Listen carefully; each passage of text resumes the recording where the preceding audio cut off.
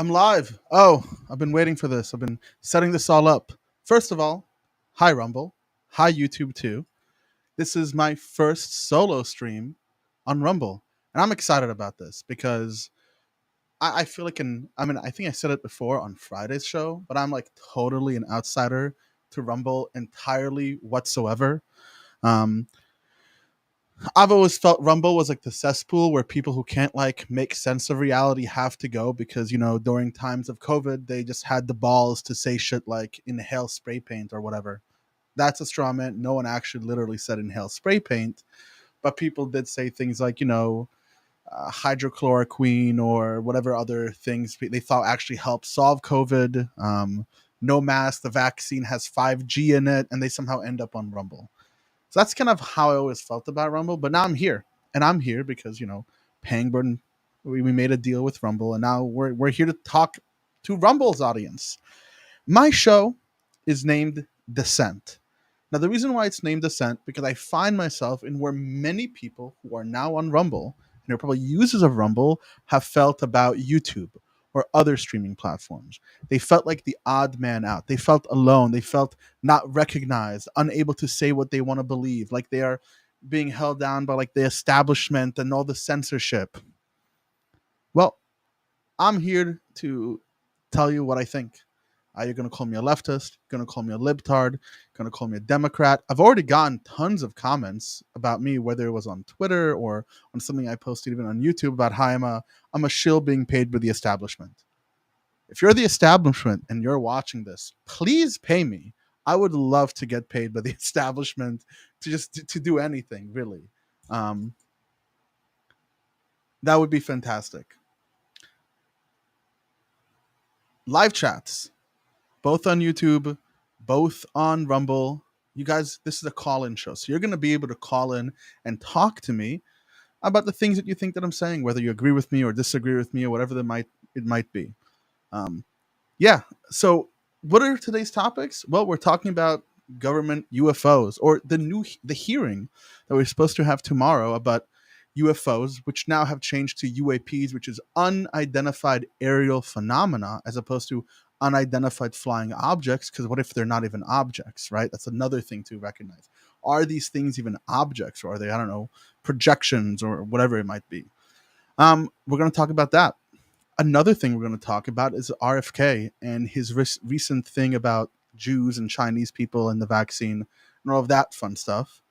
The third topic we might talk about is just transgender issues, because on Friday's show last week, Masha and I kind of got into it a little bit. If people don't remember much, we kind of started sparring about gender, and she kind of like said, "I don't want to do this. I don't want to talk about it," which is fair. No one has to be forced to talk about an issue they don't want to be forced to talk about. But I want to talk about it. I think that there are places in that dialogue that I messed up on, and I think looking at that is obviously of high importance. Another topic, hopefully, we'll go over is going to be Jason Aldean's new song that we spoke about the other day. And the reason why I want to bring it up, I saw a funny meme that said Jason Aldean is not even from a small town, which I find to be hysterical because he's singing about small towns, even though he grew up in a city or whatever it might be. And I think, what is the last thing I wanted to talk about? What was it? Oh, yes, we can talk, more about Rumble and disinformation or misinformation or whatever it might be. We'll find topics to talk about. If you're in the chat, just clickety clack away and send me information my way, and we can go ahead and talk about it. Yeah, that's going to be for the show right now. I do want to mention, though, that we do have a show every day. A bunch of other people, my fellow colleagues, are going to be on here doing shows after shows. But if you like what I have to say and you don't like the other people, which is fair, you might not like it, this is Tuesdays. Tuesdays, when you have the base show, this is where you're not going to get into like, well, is the government bad and what are we going to do? It's the government versus private. You're not going to have any of that like level 101 bullshit, right? We're going to actually talk about systems, and we're going to talk about what we can do to improve them, to understand them. Why is it that we take specific perspectives as opposed to other perspectives, and really try to hammer down what it is that we're talking about. What's up, Big Sexy 2, to Perry? Perry's in the chat. Everyone always loves Perry. So that's going to be my show. All the other shows, attend them, but if you don't love them, still show up, but make sure to show up for my show specifically. Always the best way to go about it. So, first thing we're going to talk about, I think we're gonna go over the did we do RFK or did we do the UFO? Um, RFK or UFOs? I don't know. They're both so enticing. I just don't want. I don't want the room to empty out with people when it's like some boring like Republican person talking about UAPs or whatever it might be. Fuck it. We're talking about UAPs. We're talking about UFOs. We're doing the UFO show, I guess, today. That's why I have a little tinfoil hat in the thumbnail. Let's start with this. As far as I know, UFOs are unidentified flying objects. That's what they are. They're objects that or phenomena that people have seen and are like, what is this?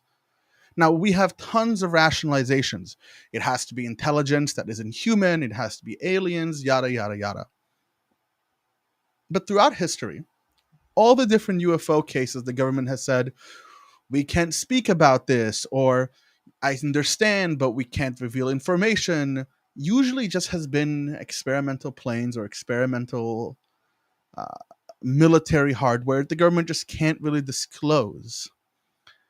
Uh, my first idea of why this is even fucking being talked about is because the Republican establishment, as it is, really likes playing with conspiracy theories, right? Whether it is the states and Dominion voting machines stealing the election, whether it be all the different witch hunts that Donald Trump is getting himself into. And now I guess UFOs have started to come up. I have a feeling that if this was the 60s or 80s, they would bring on like paranormal investigators, like, like Ghostbusters type of people to like, what does the government know about ghosts in the afterlife? It might be there, not really sure. Oh, I'm behind on the RFK controversy. Please give me a brief update. Hang around. In 20 to 30 minutes, we'll talk about RFK again. But until then, we're going to be talking about the UFO conference. So tomorrow, which is my birthday, by the way, which everyone should be excited for, including me, we're going to be talking about, we're going to be on my YouTube channel I'm going to go over what went on in the press conference. I'm going to try to watch it tomorrow morning, and we'll talk about it in the evening during my birthday because I'm only celebrating on the weekend. But for now, the Republicans held a press conference about what they were about the meeting that they're going to have tomorrow, and let's kind of just go over it and see what it's about because I really haven't looked at it. I think we can look at it together, and that'd be a fun thing to do. So let me go ahead and share my screen. Blah, blah, blah. Share this tab instead and add that to the scene. Oh, perfect. Good. Excellent. Let me know if you guys have audio, don't have audio, do have audio, whatever it might be. Please let me know so we can make sure this all works out. So let's see. Let's start at the beginning. Said that, when we ask these questions, if the answers are there are no unidentified aerial phenomenon, then say that. But that's not what the answers are. The answers are we can't tell you. And so that leads to speculation. And so this is something that has undoubtedly captured the public's attention in multiple administrations. And it's just finally time the U.S. government answer questions about what they know and when did they know it. Taxpayers are paying for programs that are keeping this information secret. They have a right to know where their dollars are going. Taxpayers do have a right to know where their dollars is going. That's not incorrect. But it's the other things beforehand that seem a little sus to me. Well, we should know what the government. There are some things that are government secrets for a reason, right? So we can't pretend that there's no reason for government secrets ever. But there are international considerations or in between countries that we have to recognize, right? For example, whether it be specific military technology, whether it be, I don't know, other countries' military, maybe it be joint operation between other countries. I don't know what it specifically is, but there is a point to which government secrets are important. I mean, this is what Trump is being indicted for spreading government secrets that he shouldn't have spread because, well, there's a reason for why we have government secrets, right? So, for sure. And with claims coming forward as technology is getting better, people are capturing things on their phones now, right? We need to know whether these things are they domestic, are they foreign, or are they something else, or do they not exist? And the government needs to have straight answers. And so the American people deserve to know the truth on this. By the way, there's nothing I love more than a government representative saying the government needs to have answers about it, as if he's like an outsider to the whole system. No, you're not saying the government, you're saying the military branch or a specific branch. To just say the government is painting a picture of him as a separate entity. Um, this consistent anti political viewpoint of there's us, those who really represent the people, and the government. This is the government speaking to you right now, by the way. So for everyone who's like government paranoid, this is the government talking to you, saying the government as if it's a different entity. It's not. This is government talking about government. Okay? Remember that. It's not anti-government, it's not anti-establishment, it's people who are in power because of the establishment talking about the government. So unnecessarily censoring things or overclassification is what leads to all of these theories that have been out there. So again, I want to thank my colleagues behind me for their leadership, and we look forward to having a productive hearing on topic on a bipartisan basis. Thank you very much. Our next speaker will be Representative Luna. I think it's a waste of money. Frankly, so far, I don't see what the point is, but let's see what else they have to say. She's from Florida. She is a military veteran. Her husband's a combat wounded veteran, and I'm proud to have her on our team. Representative Luna. Thank you, Burchett. Good morning, everyone. For decades, I should say she's with child. Thank you, Casey. Thank you, Casey. For decades, countless of Americans have questioned our government's lack of transparency regarding UAPs in our nation's airspace.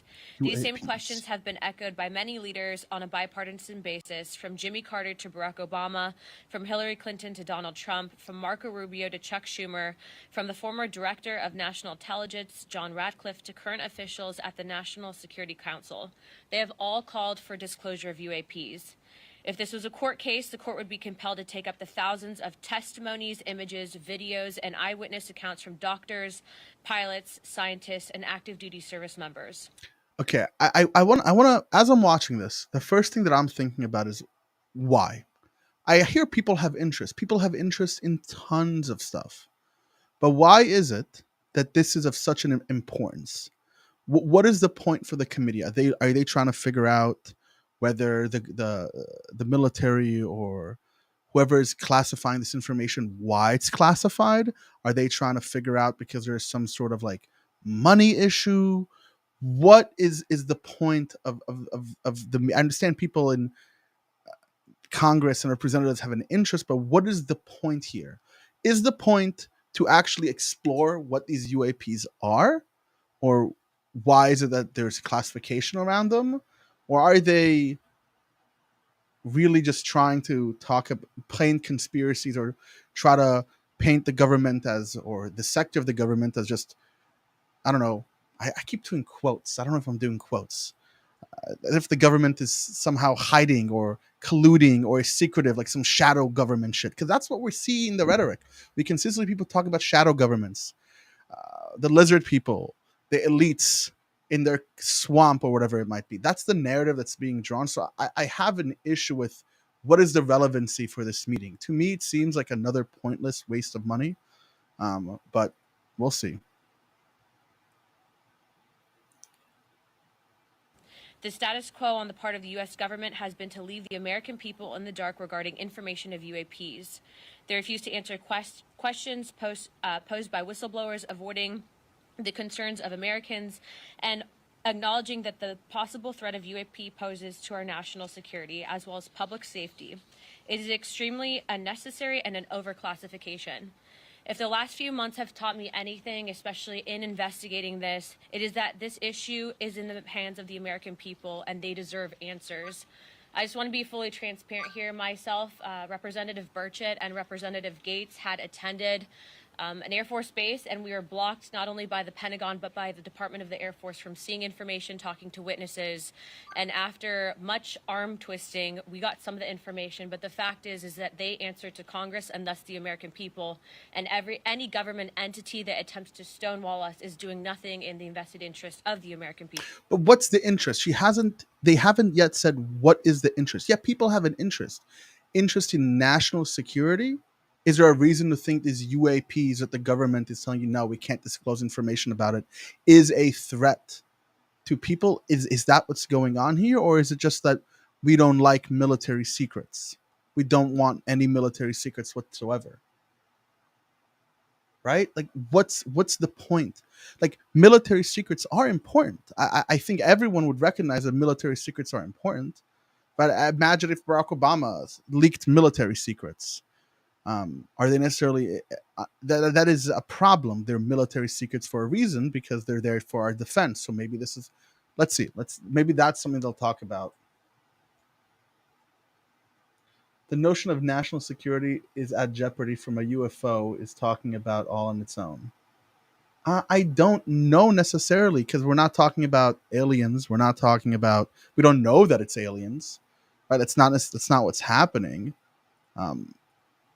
We're talking about unidentified flying objects or unidentified aerial phenomena, which are different than UFOs. They're different than alien spaceship. They're things that aren't identified, right? Like, let's say I was at a haunted house and I heard an unidentified sound. Well, that unidentified sound isn't necessarily a threat to me, because it's not necessarily a ghost. It's not a poltergeist. It's none of that. It's an unidentified sound. And that's right now what they are. So if they're trying to figure out what these unidentifying things are, and the government is telling us we can't tell you what those things are, or we can't talk about that, the most probable answer, right, if we're just like Occam's razor it's not that we have some sort of alien spaceships landing at our doorstep, or we're having like some secret battles with like Chinese ultra light speed equipment, that it might just be either military hardware, camera aberrations, failures of specific techs that, necessarily they don't want other countries to know about these failures and a way to exploit them, or whatever it might be. I'm not sure. Like, again, unidentified just means unidentified, and I still don't see where this is a threat to national security. That's like a point to create a committee about this, right? I know there are like whistleblowers about this, so I wonder, like, pilots might say certain things, but that has happened throughout history as well. We want the evidence behind it. Maybe there is evidence. I mean, we can look at it tomorrow and see exactly what's going on. But right now, from what this lady is saying and what these guys are saying, this is just like, look at me, I'm a representative, I'm doing so well, oh, elect me next year type of situation. When I take at face value the numerous roadblocks that we've been presented with, it leads me to believe that they are indeed hiding information. I look forward to bringing this topic to light and finding out the truth of what is really out there. Yeah, obviously they're hiding information. They're telling you we can't tell you about this. It's information that we can't disclose. Duh, this is a no-brainer. By the way, just so everyone knows, this is not Coca-Cola. This is coffee. Cold brew, super coffee. Sponsorship, please. Love this. It's really delicious. It's like, what, 10 calories a serving, and it's like 2 servings in this whole thing. Wonderful cold brew, delicious coffee. Now I'm not going to be able to sleep tonight, but for sure. And yeah, Travis, it is pissing away money. It's absolutely just pissing away money. No problem. Like, in my opinion, so far. But let's see, because it hasn't happened yet, so we don't want to jump the gun or whatever it might be. Let's see who else is going to talk about this. Okay, this guy's talking about it. Who is he? What does he get to say? A lot of transparency. Representative Burleson. Thank you, Tim. Thank you for spearheading this effort. I'll start out by saying that I'm a skeptic on a lot of stuff. I come from a computer science background and finance background, so Wait, who is this guy? They said his name so quickly. We got to figure out who this guy is. Because he says a skeptic, but what if he's like, I'm a skeptic, but January 6th was stolen by the Democrats, and then we'll start. Burleson, he and I traveled to our southern border a few months back, and we became really good friends. He has a really love for this country, and he, like the rest of us, would like the truth. And he agrees with us that we need a lot of transparency. We need a lot of transparency. Okay. Thank you, Tim. Thank you for spearheading this effort. I'll start out by saying that I'm a Okay, I don't know his name. I don't feel like looking it up. on a lot of stuff. I come from a computer science background and finance background, so I tend to err on the side of things that I can see and touch, and I don't give into conspiracies. But too often, the federal government works outside of the public eye, and in conspiracies and rumors tend to flourish in places where the federal government is silent or not transparent. The American people deserve to know what their tax dollars are funding and what the government knows. That's just plain and simple. In all cases, does the people need to know exactly what their taxpayers are funding? Again, I would say no. I would say that this is just an outlandish, like, absolute standard. Military secrets need to be military secrets. It reminds me of something, a military friend of mine in Israel said. He said, if you're the president of a country and say, we're going to go to war and invade on this and this day because the taxpayers should have a right to it, well, you're also losing your military advantage. If you have technology that is under development that, you're trying to keep close to the chest, the second it's in the American public, due to our free press, that I think everybody agrees we should have a free press. I'm for a free press. Now it's also in the hands and in the eyes and under the scrutiny of our enemies. So obviously, not everything that the government researches or does needs to be in the public eye. Not literally, not. It can't be that simple. It is not that simple. The other thing I think is important is that our servicemen and women who are risking their lives for this country and are encountering these devices, we owe it to them to find out what is in the air that might potentially harm their lives. What's disturbing is when you hear about the accounts of 14 near misses in air. Next week's hearing is about transparency. Like many Americans, I read David Grush's story when it first came out and watched the TV interviews. I was struck by the sheer amount of detail. So I was able to contact him and hear directly from him in a lengthy phone call interview. And after speaking with him, I was convinced that the American people deserve to hear from him directly. That's why I asked Chairman Comer to hold this hearing. And I'm grateful that the chairman has decided to hold a hearing so that we can ask questions and get the answers that the American people deserve. It is time. But what are they going to get? They're going to bring someone who's involved in these UAP programs or a spokesperson for the Pentagon, and they're going to ask them a question, and they're going to say what? I can't comment on that. Right? They're going to say, I'm not allowed to speak. I can't speak on this matter directly. I do not have the ability to declassify that information. Like, isn't that what they're going to get? I can't imagine them being like forcing someone, if they're not on the stand, not being charged with a crime, right? They're just being there. Like, that's really what they might talk about. Ooh, we got Cat. We got Stream Cat. For Say hello to transparency. Stream Cat. And I'll say one more thing. It's the responsibility of members on oversight to do. This is our job. This is exactly what our responsibility is. So I'd like to thank Tim and my other colleagues for their leadership in putting this together. And I want to thank the chairman for his support. We'll answer your question. I too would like to thank Chairman Comer and Speaker McCarthy. Chairman Comer. Okay, Chairman Comer. Let's see who's this guy. Who's Chairman Comer? Corman?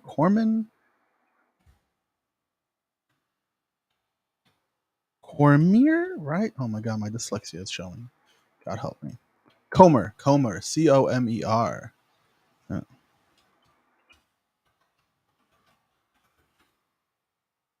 By the way, everyone who's watching right now, press the like, press the follow. We're gonna, this is how it is. We're just gonna look up information. Okay, so President Comer, Representative Comer. Let's see, January 6th.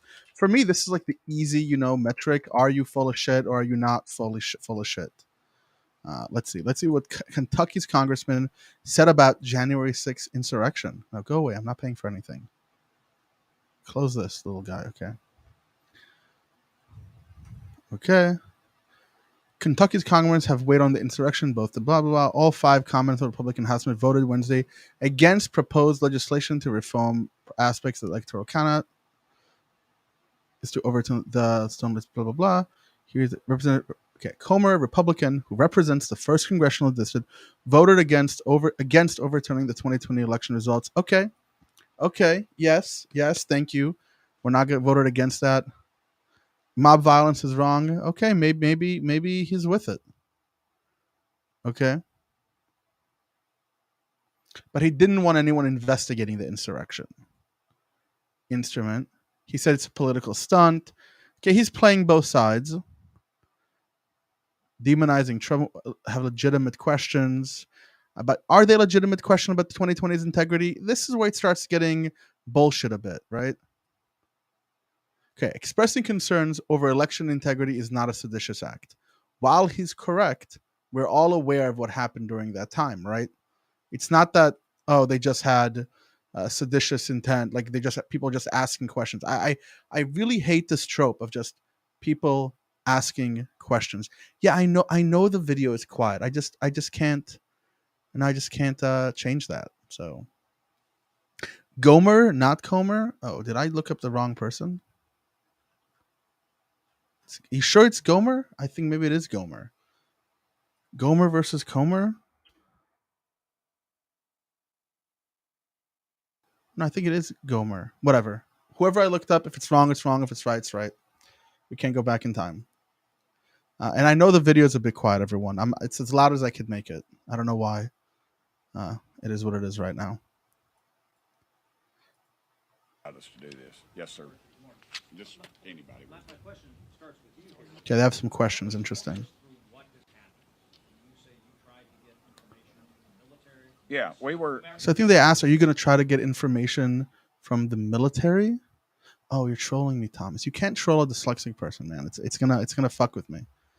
And if others have other, give us very specific things. What the inquiry was, what they responded, how you went back, and therefore what your thesis is and what they're trying to cover up. Okay, well, and what Representative Luna and I experienced was our colleague Matt Gaetz was contacted by some folks that said that some people would like to talk about some information, some things they'd seen, and we contacted the Air Force and we flew. We were told we were going to be briefed on this issue, the UFO, UAP. I like UFO, and we got down there, and it was the traditional skiff, James Bond stuff. You leave your phone, your Fitbit. We go in, and the synopsis had nothing to do. It was some pretty big, important stuff, but it was not anything to do with the UFO. And we stopped the thing rightfully right in the middle of it and said, hey, this is not what you all told us we were coming down here for. And they basically told us, we're not going to give it to you. The arrogance of this general was beyond belief. The arrogance of a general to keep military secrets secret. I don't know if that's arrogance. Just because you're a representative doesn't mean you have access to all government secrets. Just because we're citizens doesn't mean we have access to all government secrets. Well, this is where I'm going to stop this. I don't think I need to talk about it anymore. I think tomorrow we can literally look at what they're doing. Government secrets are government secrets, and there's a reason why not everybody has access to them, because it can be in the detriment of national security.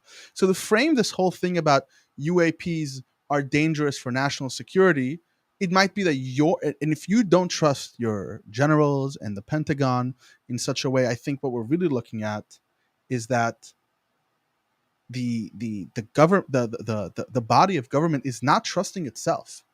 Right, and this is something that we have to really focus on. When we think of like government and politics, I think we have to stay focused on the fact that the most important thing as citizens is to make sure that our government functions, that our representatives and other people's representatives can get along and reach solutions. That is the imperative thing. All this little bickering does nothing. It doesn't help you. It doesn't help me. Like, we work, we pay taxes, we what do we want? We want to have a house, and we want to make sure that we have kids, and make sure those kids, if you already have them, have security and are able to get married and have food and raise their own kids. These are the things we're focused on. So I have a hard time really thinking that this House meeting is really focused about the well-being of the American people. It might be some sort of like runaround to try to bring government transparency into the forefront and argue that like the Biden administration is corrupt or whatever not nonsense they might want to talk about. But this to me seems like this seems to me to be nonsense. It just seems to me to be nonsense. I can't get over the fact this literally just seems to me to be fucking nonsense and horseshit. I really can't. And maybe I'll change my mind tomorrow after I watch it, but right now I think it's absolutely uninteresting at all whatsoever. At this moment, if anybody wants to call in, join me real quick, ask me some questions, have a little dialogue back and forth. I'm putting the link for guest to join the the stream. So if anybody wants to come in right now, you got a few seconds while I start moving on to the next topic. We didn't even talk about the next topic really. RFK. I can never forget what Masha said about RFK, and this is her words, so I'm not going to take credit for it. But she said, "Have you noticed that he looks like a dildo but sounds like a vibrator?" What an amazing line to talk about RFK. I will literally never forget that. It's literally one of the funniest things I've heard in a long time.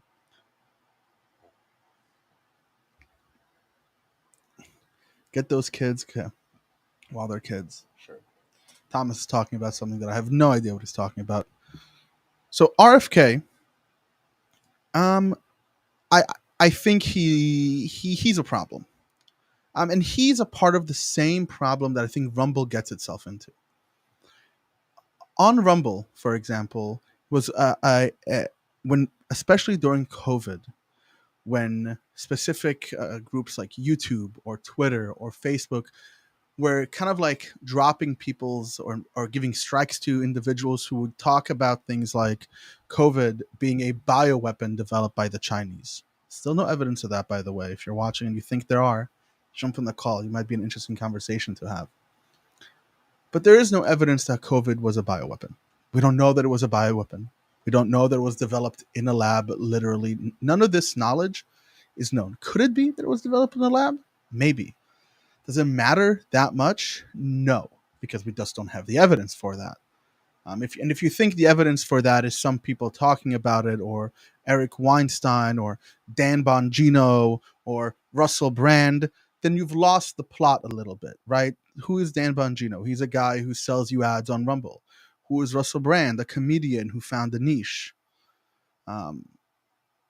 Eric Weinstein, he's a professor who got alienated by his community, who decides that everyone's against him because no one bought his telomere study or whatever it might be. You're kind of losing the plot a little bit. This is not how we get information, how we know what is really happening, what isn't happening.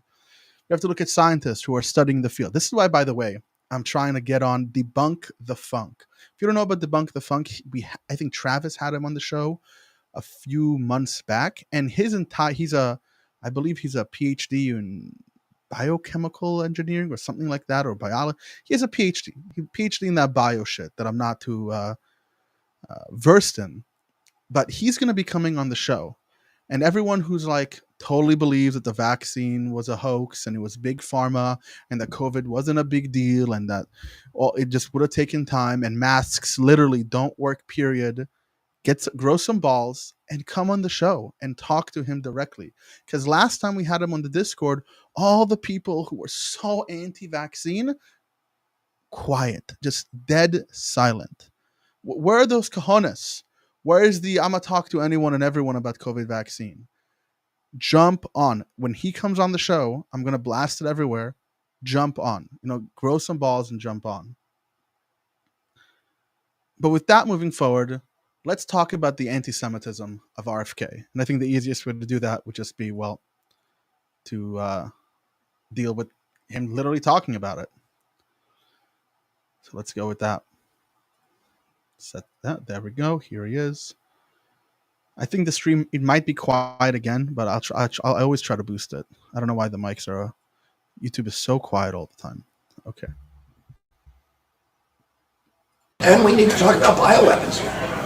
I know a lot now about bioweapons because I've been doing a book on it for the past 2.5 years, and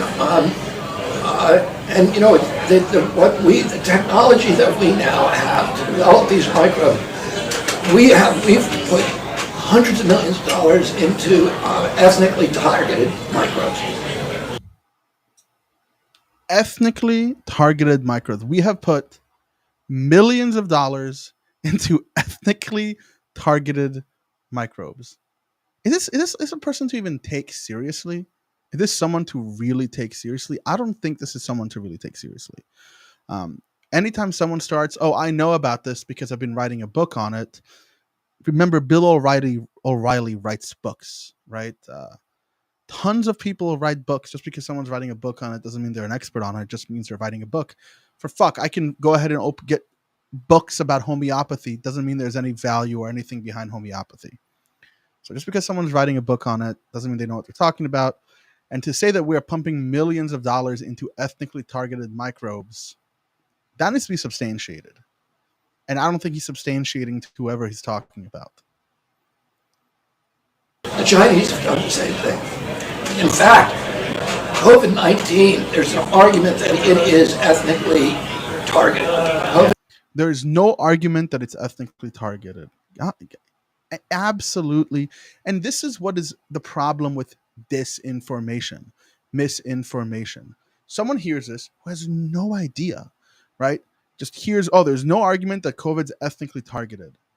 What? It's ethnically targeted? Who is it ethnically targeting? If someone said, you know, someone on the left, for example, said, oh, there's no argument that COVID ethnically targets black people. Ooh, all the right people are like, oh, they're just crying racism. They're finding racism wherever they can. Just because more black people disproportionately died to COVID doesn't mean it was done because of racism, right? That's what people are going to say. But now this person is saying, right, it's the same exact thing. Try to think of an argument neutral of who's saying it, neutral of the angle, and just break it down. What is it that these people are saying? Always try to be a dissenting voice to whoever you're talking to. Because when you hit that dissent, if they can't counter, well, what if this is the situation? Or why can't it be the other case? And they can't answer that, then they just don't have the answer. It doesn't mean they're wrong. It just means you have no reason to believe them or believe that what they're saying is true. 19 attacked certain races disproportionately. The races that are most immune to COVID-19 are because of the structure of the genetic structure, genetic differentials among different races of the receptors of the ACE2 receptor. COVID-19 is targeted to attack Caucasians and black people. The people who are most immune are Ashkenazi Jews and Chinese. But we don't know whether it was deliberately targeted that or not. But there are papers out there that show the racial and ethnic differential impact to that. We do know that the Chinese are spending hundreds of millions of dollars. By the way, the paper that he's talking about is not a paper that has proved any of that. It's a paper showing that they believe that it might be important to look at whether or not Jews have the same immunity. The paper himself that he posted, I think someone in the Pangburn library, by the way, posted about this. So if you ever just jump onto the Discord, I'd look up Pangburn Discord, you'll be able to find it. Maybe someone will put it in the live chat. But if you ever go to the Pangburn Discord, you'll find tons and tons of different information that people were talking about here. I made an article, Are We Seeing Rise in Anti-Semitism? And let's see if the link is here. It should be here. Oh, so many comments. Oh yeah, someone posted it. There it is. Visit site. Okay. Yeah, this is by the way what he's talking about. It's specifically this link.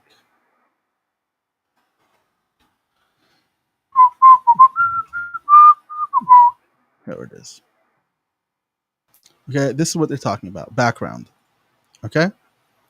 Conclusion. This, and basically, when you look at a study, you want to know what they figured out. This study suggests that the ACE2 DNA polymer were likely associated with genetic susceptibility of COVID-19, which calls for a human genetic initiative for fighting the COVID-19 pandemic. That's it. It's not that specific races were targeted. It's none of that was even proven in the study. This study are specific insights into the susceptibility of COVID-19.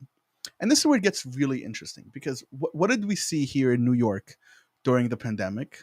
What we saw is that it was actually the Orthodox, Jewish, Ashkenazi communities which were problematic. They had very high rates of COVID because they were refusing to get vaccinated. They had very high rates of COVID because they weren't shutting down their schools. They weren't isolating. So it seems to be that this genetic variation might not even be, right? It just falls in the face. His idea can substantiate that. Furthermore, he's saying that Jews are a race. The big Jews, there's so many different races that are Jews. Blacks can be Jews, Ethiopian Jews, Moroccan, Syrian, Iranian, right? There's European Jews, Western European Jews, Jews from the Netherlands. There's Jews from all over. And even Ashkenazi Jews within themselves have variation, right? There's like, for example, my father is German Romanian. My mother is Azerbaijanian, but we're both, they're still Ashkenazi. So it's not that simple. And to paint things this way is to do the anti-Semitic trope, to put Jews into a category. And now, while he's not directly arguing for it, after we finish this video, we'll talk about what brinksmanship is and why specifically academic brinksmanship is a problem. Developing ethnic bioweapons, and we are developing ethnic bioweapons. That's what all of those labs in the Ukraine are about. They're collecting Russian DNA. They're collecting Chinese DNA. Oh, I'm not even streaming the channel. Ha ha ha. Here, let me fix that. Let's go to the back. I didn't stream the rest of the video. Let's go back to his craziness. Okay. But we don't know whether it was deliberately targeted that or not. But there are papers out there that show the racial and ethnic differential impact to that. We do know that the Chinese are spending hundreds of millions of dollars developing ethnic bioweapons, and we are developing ethnic bioweapons. That's what all of those labs in the Ukraine are about. They're collecting Russian DNA. They're collecting Chinese DNA so that we can target people by race. Can anyone take this guy seriously? Honestly, can anyone really take this guy seriously? It's a real question. Does anybody here take him seriously? If you take him seriously, call in. Probably no one's going to actually call in. People are too afraid to call in when I talk about these issues. It's too scary. It's too difficult. JFK is utilizing the Jordan Peterson argument. Cite a study and use it as a proof of your position despite it saying the opposite. True. That's what, I mean, he doesn't actually know what he's talking about. He's not a scientist, right? This is why it's important to listen to scientists when they talk about science. But let's talk about brinksmanship real quick. And I'll do a little flair for that with my background. Boom. There we go. Brinksmanship is the practice of laying down the premises to an argument without ever making one. Making it so the user hears an argument and creates their own conclusion, while being for the politician or the demagogue to step away and say, oh, I'm not making that argument. I've never made that argument. This is not what I'm trying to say. So when I think of brinksmanship, this is a perfect example of it, right? Is he saying that the Chinese and the Jews colluded together to make a bioweapon? No, he didn't say that. Did he say that the government in America was funding that research? No, he didn't say that either. But he laid down all the premises to hint and imply that's what's happening. We see the same thing done with race realists or racists on YouTube. They'll say something along the lines of, why is it, like, they'll be like, why is it that African Americans are disproportionately in prison? And be like, well, African Americans commit more crime. It's like, okay, sure, right? Statistically, we see that African Americans in the United States commit more crime. And then you ask, well, why are they committing more crime? And they'll respond with culture. And then you say, well, what makes culture more criminal or less criminal. And they'll never say, oh, it's because they're black. There's something about black people that makes them more criminal. They won't say that. They'll bring up all the different arguments. You would see that black people commit more crimes over here. They get pulled over more. 13% of the population commits 50% of the violent crime, and they'll stop it. That's brinksmanship. That's making your way up to the point of a conclusion and never making it. You hear Russell Brand do this, Tucker Carlson, Ben Shabibo, great uncle twice removed 3 miles away from me before the Holocaust, Dennis Prager, do this, where they're just asking questions. Just asking questions is the laziest way of making an argument. It's like the most pussy thing you can do. Make your fucking argument. Stand behind what you believe. To just say you're asking questions is literally just to lie to your audience, because you're painting a narrative and then you're dropping it and letting everybody else pick up the pieces. That's irresponsible. And that's a major way in which disinformation or misinformation even gets spread. So that's like such an I can't even get into it. It's too much. It's too frustrating, right? It makes me want to pull my fucking hair out. Brinksmanship. Yeah, basically that's about it. I don't have much more to say about brinksmanship. Okay, so we went over this cuckoo head. We saw space.com has an article on it, but I don't think it's important to like go over. Okay. Next video we're going to talk about, my drama with Masha. That was real. Oh, should I not ask questions? Yeah, you should definitely ask questions. Oxymoron. I don't know who this is. I might know. Do I know you, Oxymoron? Have I ever spoken to you in person? Or you're like a new person to me?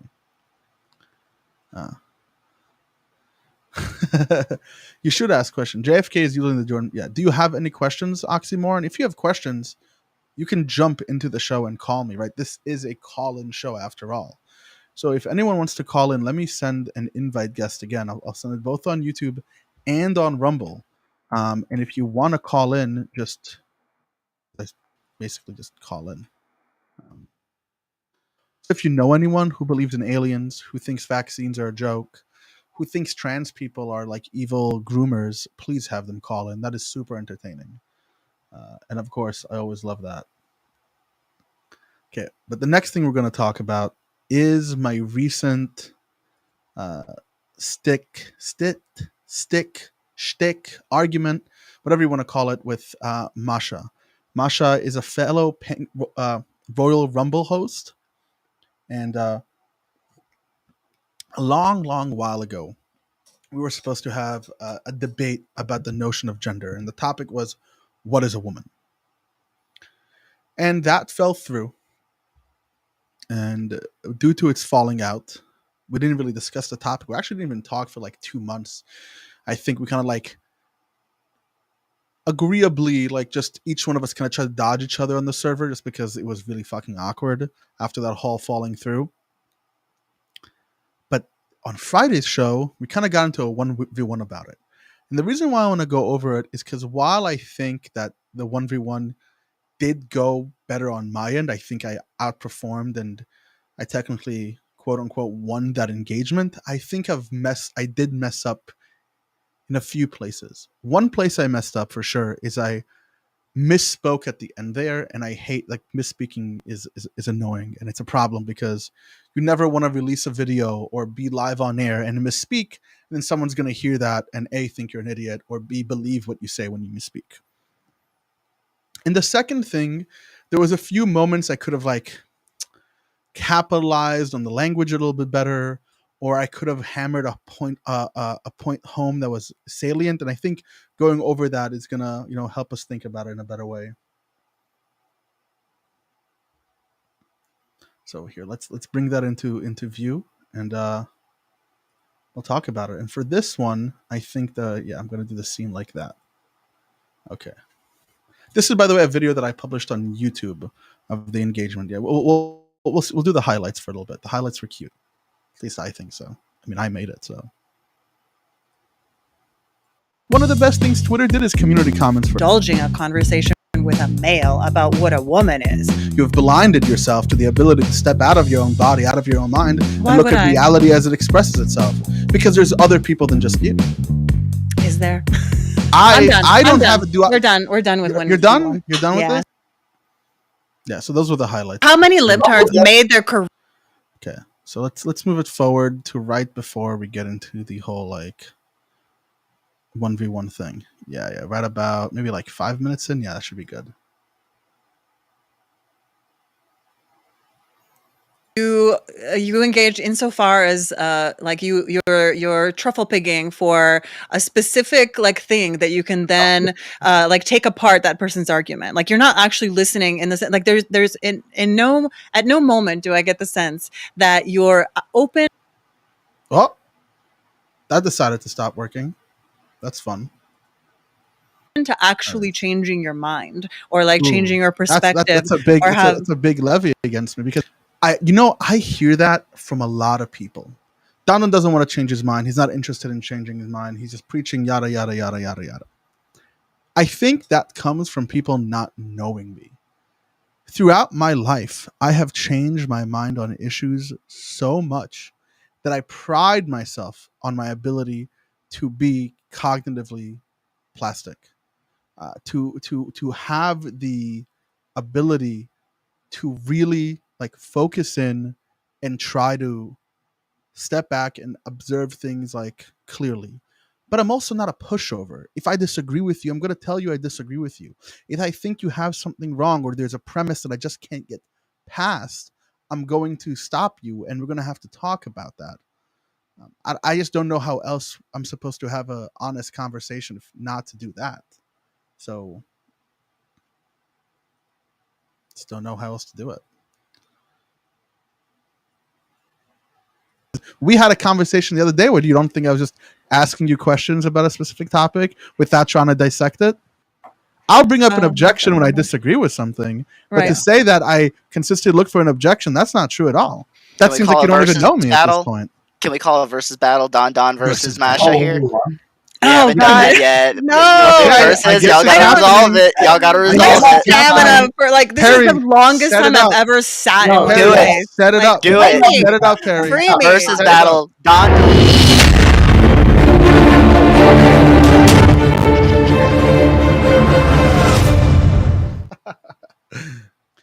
Versus battle is basically our small attempt is when two people get into a disagreement, all the other noise goes out, and it's just us. And we're going to talk about it for a max of like 5-10 minutes, and then we'll just move back to the group. So I guess, Masha, our disagreement here is that specifically about that I'm not trying to be open to hear other people's opinions, and I'm just looking for truffling my way to dissect them, which seems to me very counter to my experience with most people that I speak with. Well, is this like sort of a almost like autistic, like pedantic philosophy nerd type of engagement with ideas? Like you are not like you're not present in the conversation. We're not like creating meaning together. It's not a dialogical process. It's kind of like you placing yourself above and then, just like scanning the territory of the other person's argument for like places to drop bombs on it, right? Whether in that immediate conversation or later on, I'll give you that. But certainly, that sounds to me, and Masha, when you do watch this is what it sounds to me.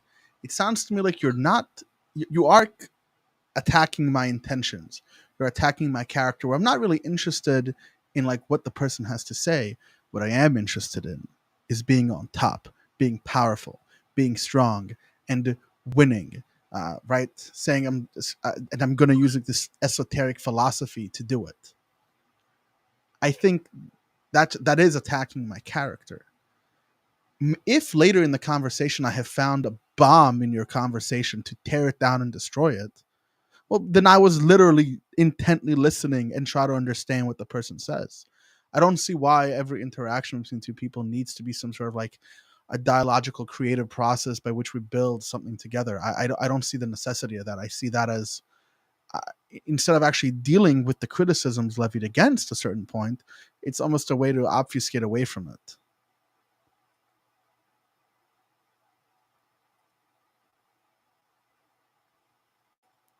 I have disagreements with individuals, isn't that a part of the dialectic to bring up your disagreements and talk about them in a meaningful way while trying to understand and steelman each other's position? I think that I make sure to steelman and accurately represent everybody's opinion argument that I talked about. When they say that's not what I'm saying, I go forward and I tackle that engagement. And I wonder why you say that. I wonder why you paint me, instead of talking about what I'm speaking about, you started attacking my Right. character about Not what your my character, intentions are. your My process, your my way of process, my engaging. intention, Yeah, my not you. intentions behind the I know process. your character is good, or I wouldn't be speaking to you at all, or I Okay. wouldn't be engaging with you at all, especially on something like gender, because you have no fucking skin in the game on gender. Like, there's no way that I would be indulging a conversation with a male about what a woman is if I didn't have some respect for you as a person. Well, So I don't think over here, I think that I should have picked up on something. And only in hindsight, obviously 2020. This to me sounds like, you know, let's just reverse. Let's go back in time. Let's go back in time. Go back 6 years ago. 6 years ago at this point? More. Whatever it was, 2014, 2015. Let's think about that political scene. And let's think about who, we're talking about Gamergate. We're talking, this is Anita Sarkeesian. If you've been on the internet long enough, you remember these folks. And what was one of the big things that people had a problem with? Who remembers? I remember it was blue-haired feminists with those like wingtip glasses saying something. If you're a man, you're not allowed to have an opinion with this on this. If you're a man, you have no stake in the game, and therefore you can't talk about abortion at all. I can't talk about abortion. Why not? Why is my opinion regarding what is a woman from a scientific perspective null and void? Why is it unimportant? That was a bit weak, Masha, and I think you could have, instead of addressing like the macro, like as a man who has no stake in the game, I think everybody has a stake in the game when we're talking about something as profound as like a notion of gender as distinct from sex. I think that is not only relevant to my own life, it's relevant to all notions of manhood as well, because I'm not just talking about womanhood, but I'm talking about manhood as well. I'm talking about gender as it is expressed by man as well. So yeah, that was something I should have picked up on. And yeah, you're both right. You have no skin in the game. Yeah, it's just a pedantic. That's a pedantic way to go about a conversation.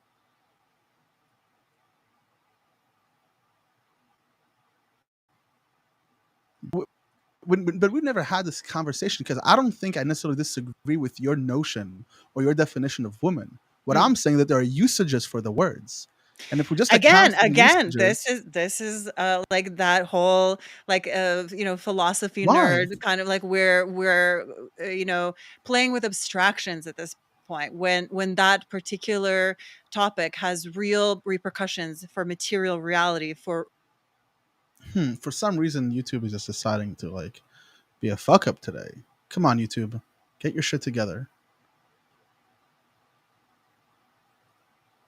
Do we have to stop the streaming on YouTube or something? Maybe that would help. Let's see. I'm gonna lower the quality. No, it's only 720p. This shouldn't be an issue. What's going on? Okay, let me refresh this page. Hopefully that will help.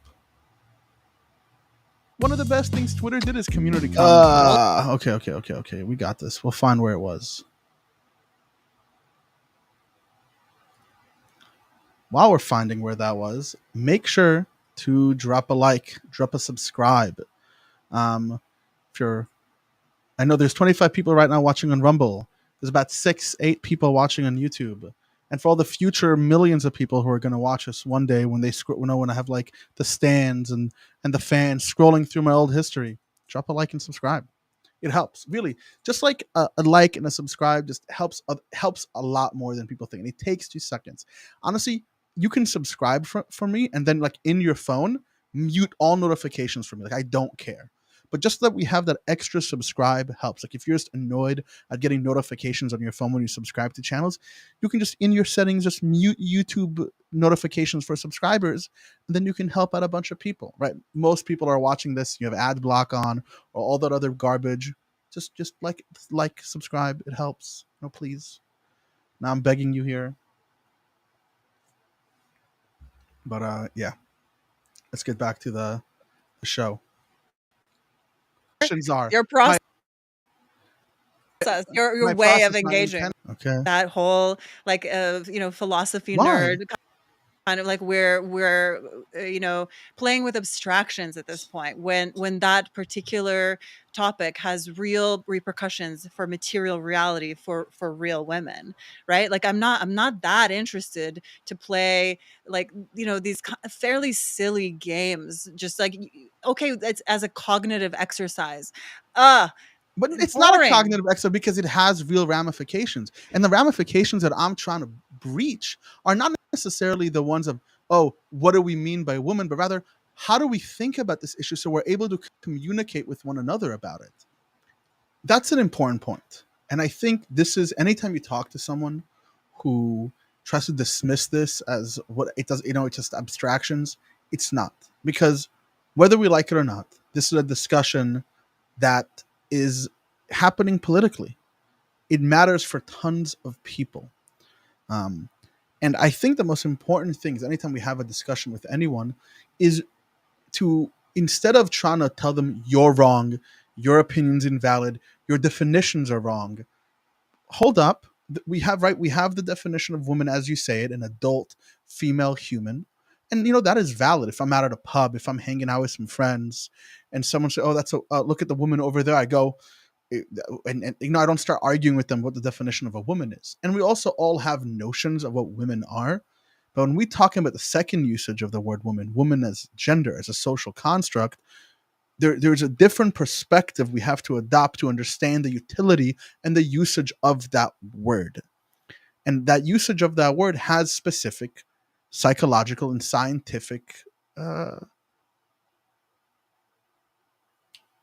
what's the word I'm looking for? Specific psychological and scientific realities, causes. It helps us make sense of phenomena of things that are happening in society. And I think I could have explained that better, but I didn't. And that's a faux pas on my end. Repercussions, yes. Correct. That's the right word. The right word is repercussions. Because I'm not saying that there's no reason for there's no reason engagement to on the breach. internet. Everyone knows what a woman is. Why are we pretending? What we could engage on is Well, does everybody know? this society needs to pretend like we don't know what a woman is. That's But something we could talk I about. would say that in society, people are disagreeing on this. This topic is on the news every night. We're having bills and legislation specifically about this. So to say that everybody knows and everybody is pretending is just not recognizing the reality that no, not everybody knows and everybody's pretending. People are in actual disagreement over it. And I'm trying to figure out where the disagreement is and why the disagreement is, and try to lay out the terms so everybody can understand and actually have a communicative process. Because Are I you feel saying like that you don't have an a priori position on this? That no, would I be a don't actually. lie I am about what gender is specifically and what the about words what a mean. woman is. I mean, Yeah. my personal position on womanhood and what woman is informed by the things I know and the things I understand. But when I talk about what a woman is and whatever, why is YouTube? What I wanted to talk about in our debate was this overarching concept that we can think of women as a social construct and we can talk about it. But so here, I think I really messed up. I think I really messed up in that explanation. I don't think I gave. I look at that and I cringe inside my soul. Really, really, I cringe. I cringe hard.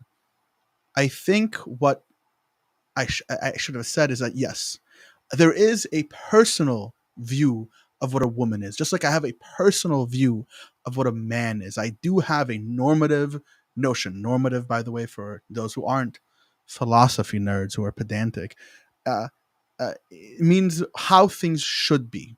What I expect of females to behave like, what I expect of males to behave like, right? This is, I do have these notions, but that isn't when we speak of things from a social perspective, from a psychological perspective, when we try to understand what is gender, what is woman in that category, all of a sudden the perspective shift also changes their definition about it, right? For example, if someone tells me, like, let's do a perspective shift real quick. oh, I just watched the new Barbie movie and I have a theory. Ooh, I have a theory about Barbie. Well, in this context, what do I mean by theory? I mean, I have a guess, I have an idea, I have some sort of like notion about where the show is going or some sort of like cool like conspiracy thing about it. But when I zoom out and I start studying biology and I go, oh, I have a theory or the theory of evolution, I'm not talking about a guess.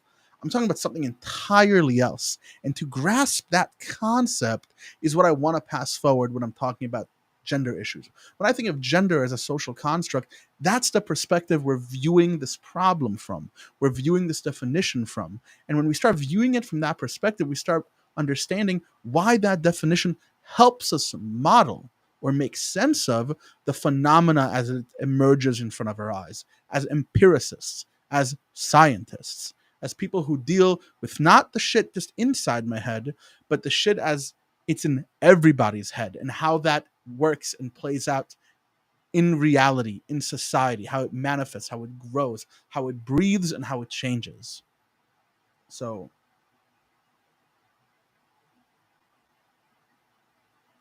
well, oxymoron. There are whilst the line between gender and sex, we can delineate it right as like a as really easily distinct. They're not really that distinct, and there's great videos about it. One of them by Forrest Valkai talks about gender and sex. There are these specific, but they are interlinked, right? Just like we can think of gravity and space time as distinct concepts, or time and space as distinct categories, they're not entirely removed from one another or don't have like a causal relationship. Biology has a relationship to gender and gender expression and vice versa, and they're intrinsically linked. This is just I've never met anyone who denied this personally. Are there people who probably deny this? Maybe. I don't think they're within the mainstream, and I think we know that they're not within the mainstream because even in Matt Walsh's documentary of What is a Woman, the first professor that he interviewed said what I said as he passed through it really, really quickly and tried to make it seem like he was just saying nonsense, which he wasn't. I really want him to come on the show. If you're watching this, please come on the show. I asked Felicia to go ahead and try to get you on, but he's not responding to me. So sad. I really wish he would come on the show. That'd be a really fun conversation. Yes, correct, oxymoron. We can think of sex as biological and we can think of gender as socially constructed. But there are certain sexual or biological expectations that are a part of gender, which is why a lot of people who do want to change their gender have specific body things they want to change as well, because it's not as distinct, even though we can conceptually think about them as distinct.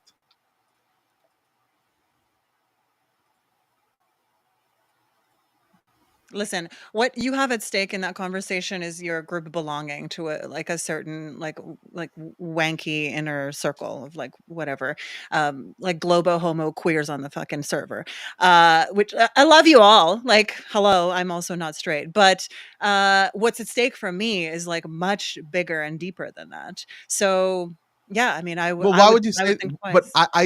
I think that it's specifically because of your stake that you're unable to recognize what I'm talking about. It's because you have so much stake in the game, you have blinded yourself to the ability to step out of your own body, out of your own mind, and Why look would at I? reality as it expresses itself. Because there's other people than just you. Is there? I think so.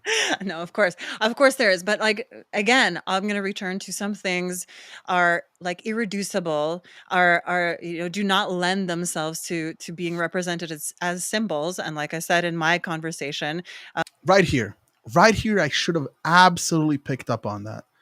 1,000,000,000,000%, I should have picked up on that. I can't believe I didn't. Earlier in the conversation, Masha, you told me, oh, you're being pedantic, you're being philosophy, you're dealing with abstractions. And now you said that people aren't recognizing the symbols. Right? Didn't you just go full philosophy nerd on me right now? Right? Didn't you just do the same thing you were criticizing me of doing in the conversation as a form of not dealing with the material reality of what's going on? Let's listen to that again. Maybe I'm misunderstanding what you're saying here, but this sounds to me like a little philosophical mumbo jumbo.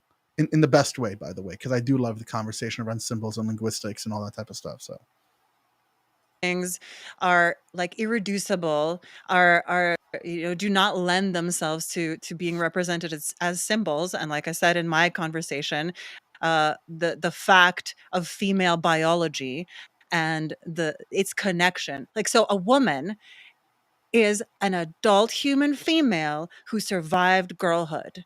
Those are all potentially socially constructed, but at no moment in that flow from gestation through childhood into adulthood is there any room for a male-bodied individual to try to abstract any of that or put any of that on like a costume. It's just not, like, just no. Like, women are saying no.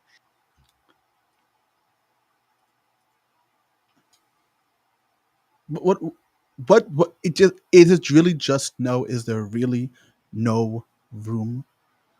Historically, that's not the case. Historically, there has been plenty of times throughout history where specific singers and people who were in a male body, grew up as a male, and did transition their gender later on in life, were considered women. They were looked at as women. No one even knew that they were biologically male. And I think that this is where the a serious error happens in your view. You are right to say, and this is where I misspoke at the end, and I'll correct myself when I get there again. You are right to say that a trans woman and a cis woman, or as you would like to say it, a woman and a male pretending to dress on and perform the socially constructed acts that females are prescribed onto females, however you want to say it, do not have some experiences that only real women, which I hate that term, but cis women share in common. So from this moment forward, cis women are biological females who grow up and are incongruent with their gender, as in trans women are biological males who have transitioned their gender. So cis women and trans women are not the same. There are experiences that cis women share that trans women don't share with cis women. But there are also other experiences, social experiences, that are shared between trans women and cis women. One of them being the sexualization, perversion, not perversion, what's the word? Predatory behavior by specific males. Trans women and cis women share those, right? Uh, s- s- um, uh, um, specific expectations, specific things people see in the media, clothing, all of these things do affect trans women. And maybe I'm also not speaking the clearest about this, but these things in common go under the umbrella of the gender of women. But biologically, there a difference. And also experientially, there is a difference. For example, I remember when I was at Nassau Community College, was in a class and it was a health class, and I told someone, well, I understand that you're a trans man, but do you recognize that what I went through as a boy growing up into manhood is something you don't experience, but only me and the fellow cis men would recognize? And I actually got into like a tuffle about it with this person, and I don't think I was the best at explaining myself. I was just 18, but I recognize the sentiment that you're talking about. And that's a sentiment that cis people share something in common that trans people don't. And that's fine. That's a truism. But we can still conceive of this overarching category. And it's not just for pedantic linguistic reasons. It helps us solve problems, scientific problems of data analysis and the like. Well, that's my whole spiel anyhow, but we'll try to get into it. There's 1,000 people watching on Rumble right now. Holy shit. Please like, please subscribe, press follow right now, please. Also, anyone disagrees with me, I said again, I'm going to put a link in the chat. Gotta come in. Call me if you disagree with me about RFK and vaccines. If you think that UFOs are real and aliens are amongst us. If you think that my takes on gender are absolutely suck as well, call in. I'll be waiting for you. Um, let's keep listening to this.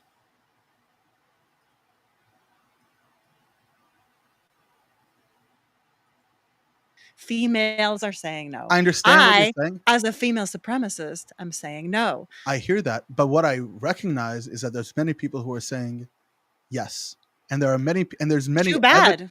And there are many arguments and many. Too and much, bad. How many people does that actually affect? much, Well, I know much, everybody now trans. and much and much Great. and much effort exists in the scientific world, specifically when we talk about correspondence, when we talk about psychology. It's these more modern notions of gender that are giving us conceptual and pragmatic utility, going back to what I'm talking about when I talk about truth.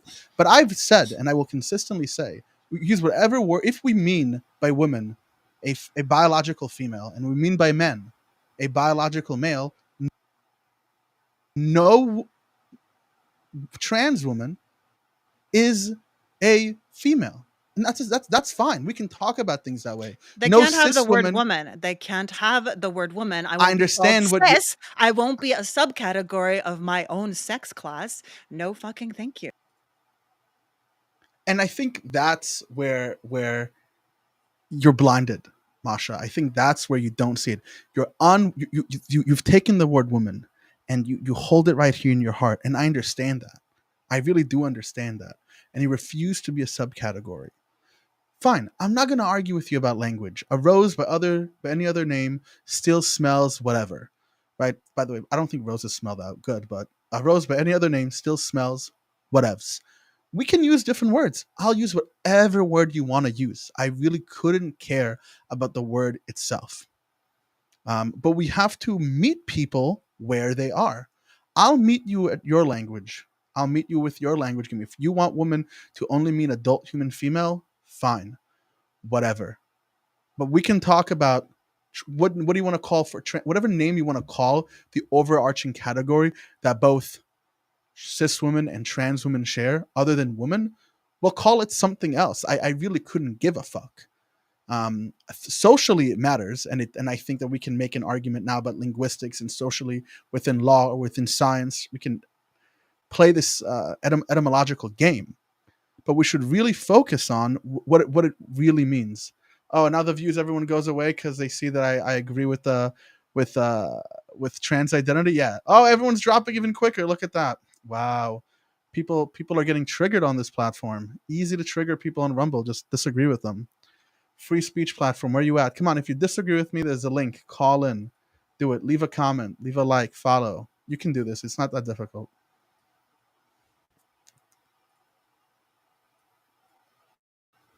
But what if instead of women, how dare you?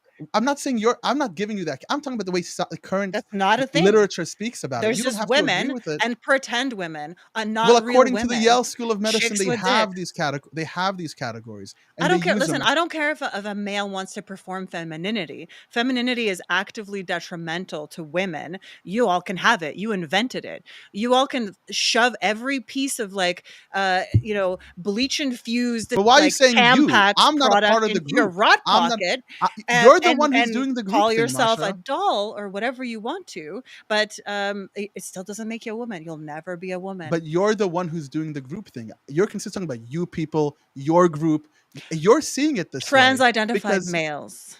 When you talk about that community and whatever they deal with, and the literature that supports their validity in the sense whether you don't like it or not. Who cares? But there is evidentiary support. Who cares? They do. Who cares? Their families. You do. should look People into affected by this. why that's the case. What kind of Masha, why do you assume that I have not looked at what is the biological underpinnings that might make someone identify as trans? You think I haven't looked at it? But does that nullify the condition? Does that nullify the category? I don't think so.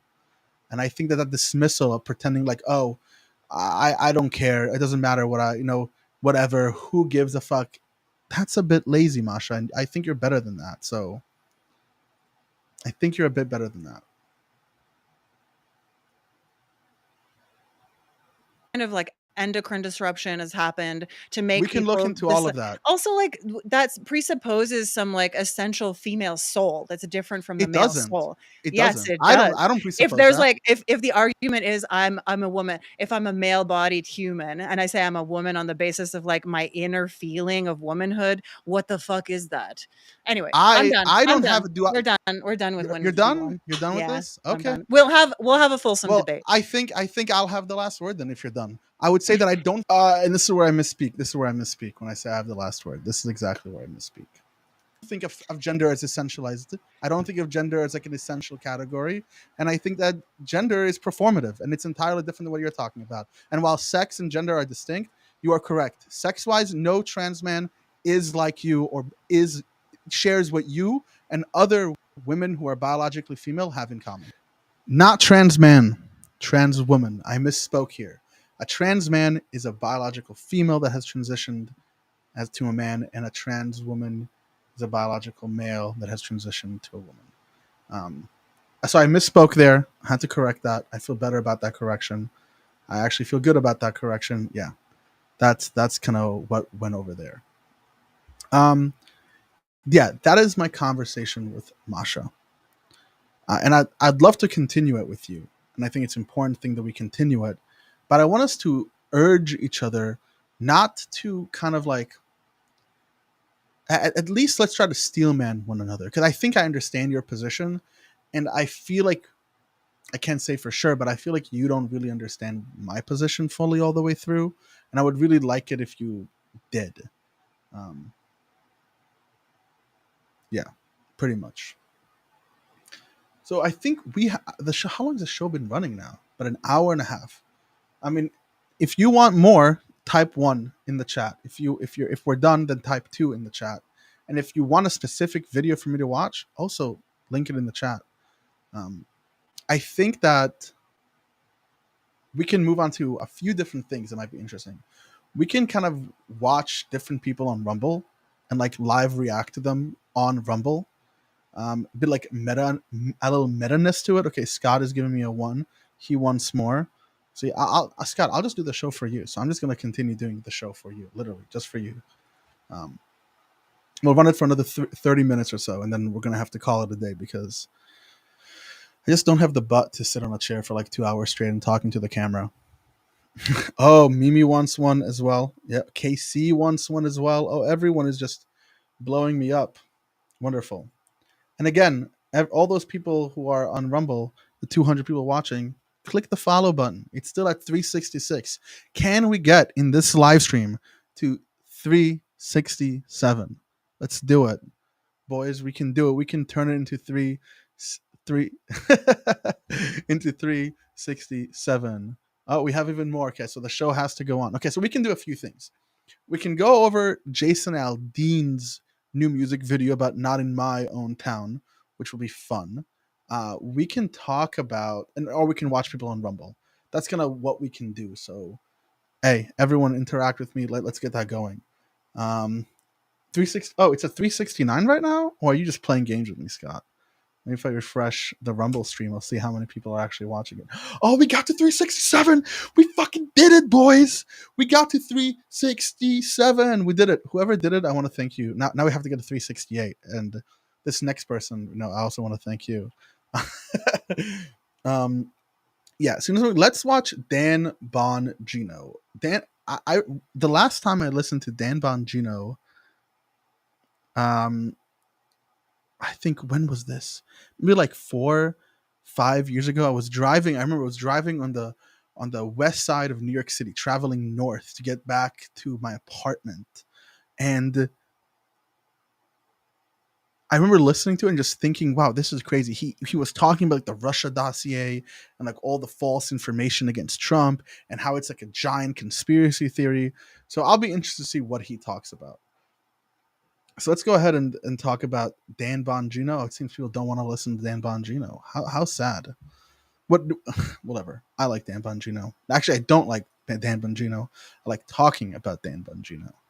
So let's see. Okay. You have no idea who Dan Bongino is? Okay. Dan Bongino is the type of person who makes political content that gets him banned off of YouTube for misinformation. So he buys shares in Rumble and now streams on Rumble with 2.8 million viewers.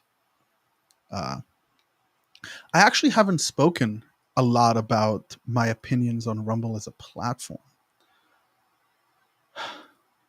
I do have a lot of like internal struggle being on Rumble to begin with. Because while I like the idea of free speech and I like the idea of people having their opinions being exposed and shining a light on it, and through good conversation and good dialectic we have a good conversation, I think the way in which these streaming platforms like YouTube or Twitch or Twitter or Rumble for that matter of fact don't actually create the space for that dialogue. They kind of force you into what I'm doing, which is like reacting videos or giving your takes or trying to educate someone or putting a video together and trying to race that algorithm so you get the most views. And they're perpetuating that 24-hour news cycle where every day you log in and you go through your recommended. And if you don't like your recommended, you go through your subscribe. And if you're not interested in your subscribe, you go onto Twitter to see what's going on and you find a YouTube click and you move on with that 24-hour news cycle. And as like a creator, being on the back end of it, I realized how difficult it actually makes it, to even have a conversation on the topic. And I think that Rumble is a... Uncle Ben told this to us. Anyone who grew up watching the Tobey Maguire Spider-Man knows this line, right? With great power comes great responsibility. And these streaming platforms have immense amounts of power. And thus they have responsibility. And unfortunately, the responsibility really comes from like a legal perspective. They don't want to be sued, or they're a private company to simply, no, I don't agree with these ideas. I'm not going to share them. I'm not going to platform them. I'm going to cancel you. I'm going to throw you out. I think that Rumble lets users get away with a lot of things. If I can just go ahead and post a bunch of nonsense right now and get away with it, just share information that is patently wrong and have no responsibility for it, I think that's a problem. I think that there needs to be some sort of way to hold people accountable for literally saying things that have no basis. I'm not here to adjudicate whether what you're saying or whether your conclusions are right, but at least have some sort of sources backing up what you're going to say, right? Like at least try to foster a community that at least tries to back up each other's claims, right? Or like make it so people can link underneath the video disagreements just like Twitter did. I think what Twitter did with the community comments is actually really, really good. One of those things will be very important, but we'll see. Okay, but let's talk to Dan Bongino real quick. Let's see what this guy's about. So the name of this show is Impeach Now. He's talking about Biden, I presume, instead of Trump, but let's see what he has to say. 1,000 time, I don't really think it's a legal problem. I wish it was like a beachy kind of watery vacation. When you're not, I'm not that great of a swimmer, so I got to work on those skills. I learned to swim actually in Secret Service school, and I'm pretty good with the breathing and stuff and all, but I'm just too butt heavy, man. I got to like swim more. So Kick I your had legs better more. my Kick swimming. your Those legs guys more. were great swimmers, so we had a lot of fun. All right, let's get to the serious stuff. That's the weekend update. Are the walls closing in? The Biden family has got a real problem now. For the 1,000th time, I don't really think it's a legal problem. I wish it was. There is nothing I would like to see more than this clown joker and his corrupt kids and family in handcuffs for what they did to screw over the United States. However, we don't live in a fair country. We live in an unfair country where justice is blind to Democrats. They don't see Democrats. But there may be a political penalty to pay. And the reason is the media is getting sick of Biden right now. And the media is getting sick of Biden. The justice system doesn't, it's blind to to Democrats. Is that true? I mean, let's put it this way. The justice system needs evidence to prosecute anyone. If you have the evidence, I'm on board. Listen, it's not above reproach to think that the Biden family or Biden himself has dealt with some corruption. I'm pretty sure that people in positions of power at that level do shady fucking shit. But the question is, are those laws distributed equally amongst all members of the political class? In some cases, yes, and in some cases, no, depending on the politician, how well they're connected, how good they have been in not saying the wrong shit or tying themselves to the wrong people. But right now, it seems like the only person who really has real evidence against them is the former President Trump. So, yeah, as Mimi said, so great. I wish more rich people were in jail. So it's a sentiment that she's hitting at. I know it's a she, so I'm going to say she's hitting at that the fact that the justice system, the tiers here are really they're financial tiers, because if you're poor, you're more likely not be able to represent yourself or stall or appeal. But if you're rich, you hire some big ass lawyers who want to make money, who are going to drag this case through the mud, try to let you off, right? That's really where the two-tier justice system exists. But it's not true that Democrats don't get into shit. When they're a criminal, they get into shit. Just you got to prove it. That's how the law works. You need to present evidence. And it's not because the media's getting sick because they want to do the right thing. No, cut that off. Decapitate that kind of stupidity right away. It's not because the media is trying to do the right thing. It's because the media needs to defend liberalism. And if Joe Biden becomes a liability to liberalism like Jimmy Carter did and David Dinkins, the old mayor of New York, here's the boat, they'll throw him right off. The guy, they don't know what... Is this guy aware? I love where he's paused right now. Is this guy aware that the biggest news organization is Fox News? Is he aware of this? Is he aware that right-wing media online is by far the biggest, like the Daily Wire and other media organizations are the biggest? They are the most popular as opposed to left-wings like liberal news, right? The fact that when you look at like establishment news, they're like center-left, it's just because facts lean left in this country. Because for whatever reason, when you ask people whether something is left-wing or right-wing, they tend to say, oh, CNN is left-wing, MSNBC is obviously for Democrats, the AP is left-wing, Reuters is left-wing. No, they're not. They're just factual. The fact you don't like facts has nothing to do with left-wing or not, right? Biden's being indicted. Do they have evidence against him? That's not a left-wing position. That's just a position, right? Joe Biden is old. That's a position. Joe Biden's dealing with dementia and can't be the president. That's now analysis. So pay attention to that. What else is out there? So here's what broke yesterday. I was dying to get on the air. I was even going to do a video for this just on my phone to throw out there. One of the business partners to Biden, Devin Archer's, Miranda Devine reports in this explosive piece available in my newsletter, bongino.com/newsletter. It's a New York Post piece. Hunter Biden put then VP Dad on the phone with business associates at least 24 times, according to ex-partner Devin Archer. That sounds to me like a Leo DiCaprio Giphy problem. If you know, you know. You guys know? Do you know that Giphy? You're like, you know. That's Giphy? What's a Giphy? Does anyone know what a Giphy is? Talking about a GIF? Like a GIF? Archers, Miranda Devine reports in this explosive piece available in my newsletter, bongino.com/newsletter. It's a New York Post piece. Hunter Biden put then VP Dad on the phone with business associates at least 24 times, according to ex-partner Devin Archer. That sounds to me like a Leo DiCaprio Giphy problem. If you know, you know. You guys know? Do you know that Giphy? Okay, so as vice president, Joe Biden had tried to help his druggy son, and maybe he did it the wrong way. Sure, that doesn't sound to me explosive. This doesn't sound to me like anything that insane. You would have to show that he was like, hey, I'm the vice president. If you help my son out, I'll help you out. If they can show that evidence, impeach Biden, for sure, no question about it. They can show that Biden was corrupt during his presidency, yeah, for sure, 100%. But I would urge Dan Bongino this.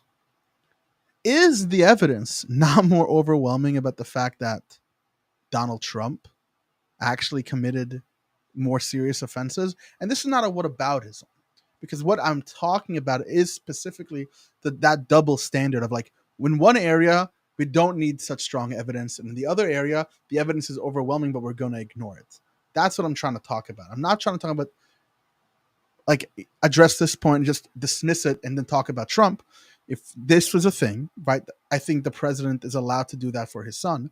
Like, one would be very, I would not be mad if Donald Trump, for his son while president, hey, my son is trying to look for an internship.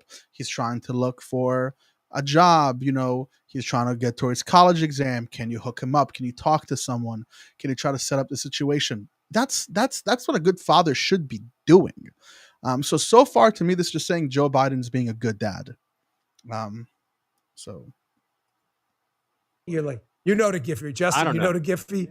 That's the Giphy too. That's a problem. That's from Once Upon a Time in Hollywood. That's a problem, folks. It's a problem. Oh, they do it? I love that. That's my favorite. I got to look. There we go. Now we're back to the chat. Hey, let's go there. Tough for lunatic Democrats to refute, because Archer is connected to prominent Democrats outside of the Biden circle. In other words, they can't go, oh, well, that's a Trump lawyer or a Trump-appointed attorney or a Trump-appointed AUSA doing that. This guy's connected to Democrats. From Miranda Devine. I thought Joe Biden never spoke to his son about business. The partner apparently is going to say, according to Miranda Devine, that Hunter Biden would dial his dad in on the phone. Hey, Pop, talk on speaker. You know my business folks, show them how important we all are. Archer, who's facing jail time for his role in a bond fraud, is scheduled to testify next week that Joe Biden, either in person or via speakerphone, when Hunter would call his father and introduce him to foreign business partners or prospective investors, that he witnesses. Biden either in... Is this illegal? I don't know if it's illegal or not, but the video sputters when it's shared. You know what? Maybe for the next stream, I'll try to do it all through OBS, and we'll see if is it that bad? Is it like unwatchable? If it's unwatchable, I guess. How about on YouTube? How does it look on YouTube? Interesting. So we're having some video issues. I'm gathering. So let's finish up some more of this video, and I guess maybe this will be the end. Maybe it just doesn't like the video being shared. Okay, apparently it's okay on YouTube, and it's sputtering on Rumble. See, Rumble, get your shit together. I know you could do it, Rumble. I believe in you. I believe in you, Rumble. You could do it. Person on speakerphone getting involved in the deal. Ladies and gentlemen, there are two big takeaways.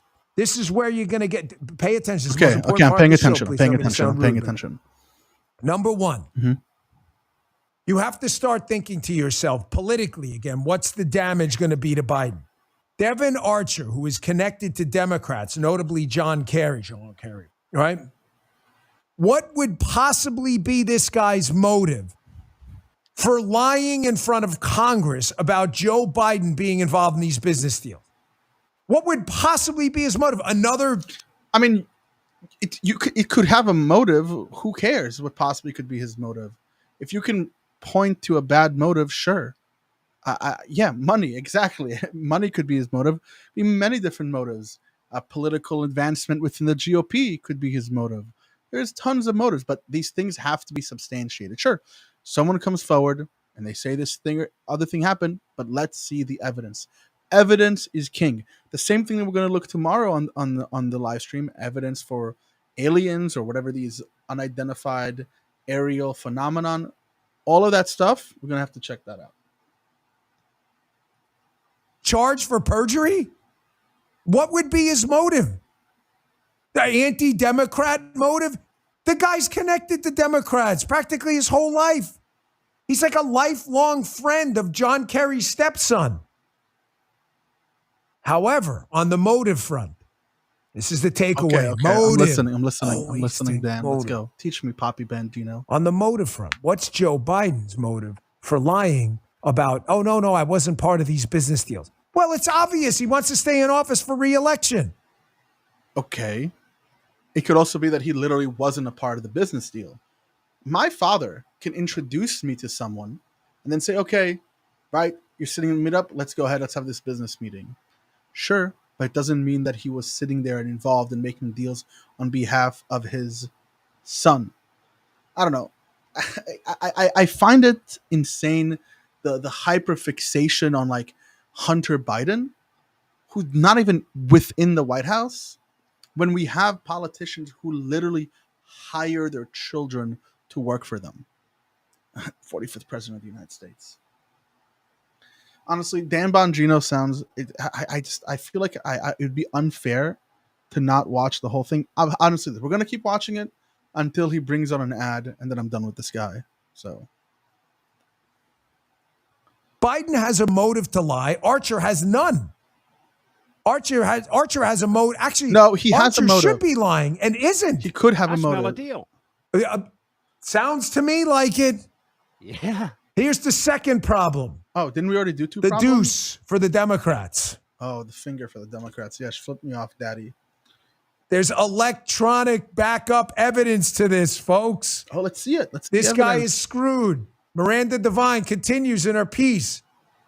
Devin Archer apparently is going to say, if he shows up, if he makes it that long to this meeting, and I'm not suggesting like anything horribly nefarious, although, you know, he can't eliminate anything with these crazy people. I'm just suggesting the guy could change his mind, which sounds like it would be a big mistake at this point.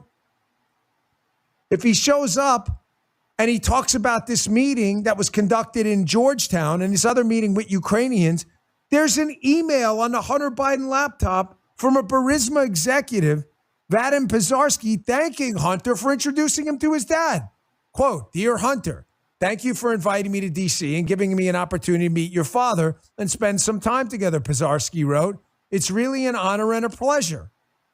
There's evidence backing this up, not to mention pictures. That is not evidence that Joe Biden is doing business through Hunter Biden. That's not what that is showing. It showed that as the vice president, he had lunch with his son, and his son invited someone. Maybe he wants to show his dad, look how well I'm doing, Dad. I'm not a druggy, beat-up guy. There's all these other things. You know, we have to be charitable here.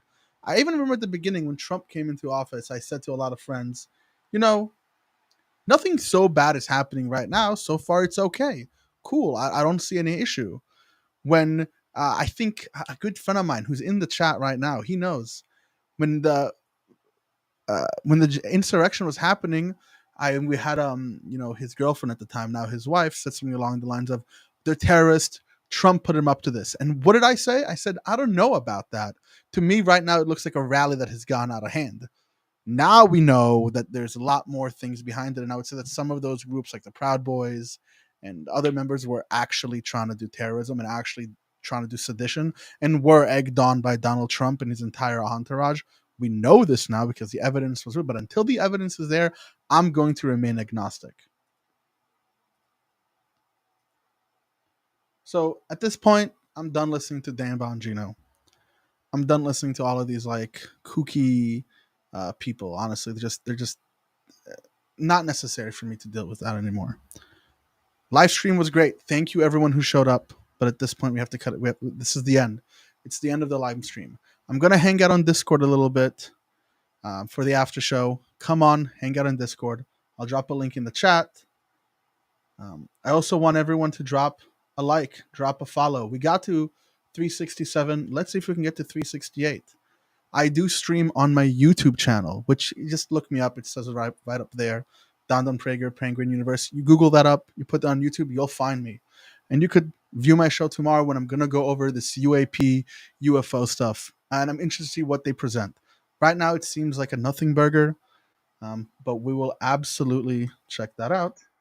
I posted the link in both the Discord and the YouTube. And as always, know my catchphrase is, stay thinking. I'll see you guys next week, same time, 8 p.m. on Tuesday, every Tuesday. And check out the YouTube. Check out the links. Look at all my content. I hope you like it. Peace out, guys. Everyone, have a great night.